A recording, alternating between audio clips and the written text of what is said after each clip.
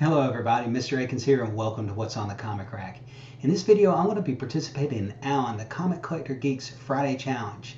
Now I don't have to do the Friday Challenge from last Friday. I can go through his large collection of challenges and pick out the one I feel would be the most enjoyable, the one I would have most fun doing. Plus sometimes when you do one of these Allan challenges, your PC is in complete and utter disarray. There are comics laying everywhere, and you need some time to put those comics back into order, back where they belong. This challenge I'm going to participate in is gun covers. So let's get to looking at those gun covers, Jambo style. So the challenge is gun covers. Now you could probably pull out any 90s comic done by Rob Liefeld and you'll see pouches and guns, but this right here has become my favorite. Youngblood number 4, as you know, used to be a key. But why was it a key? Well, it all has to do with the character Pitt. You see, Pitt had a pinup in Spawn number 1. That was May of 1992. He was previewed in Malibu Sun number 19, where he appears on the cover. That's November 1992. First appearance, Pitt number 1, January 1993. And his next appearance would be right here in Youngblood number 4, February 1993.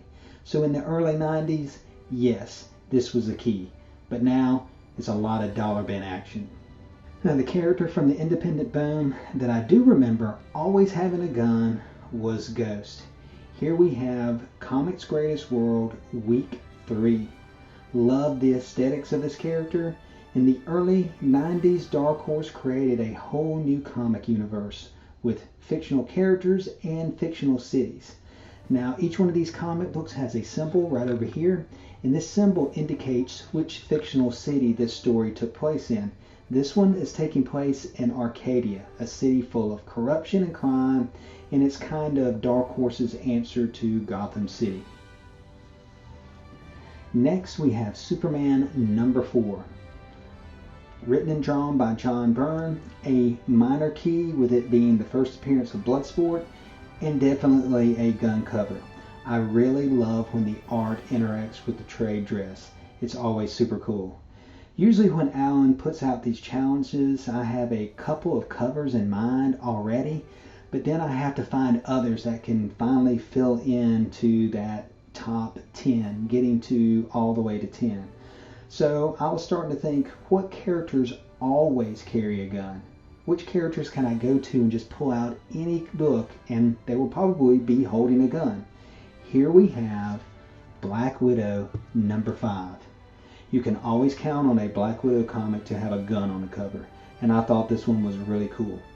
What other superhero would always have a gun on the cover if you pulled out one of their issues?